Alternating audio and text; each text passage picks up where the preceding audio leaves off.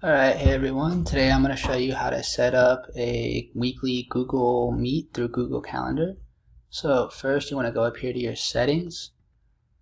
You are going to want to go to event settings and make sure automatically add Google Meet video conferences to events I create is already checked. If it's not, go ahead and check it. You're going to need that.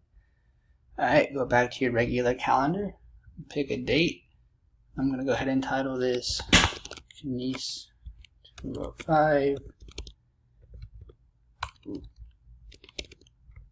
weekly video, and then you're going to want to come down here and where it says does not repeat, my mistake, does not repeat, you're going to want to set it to weekly on Monday.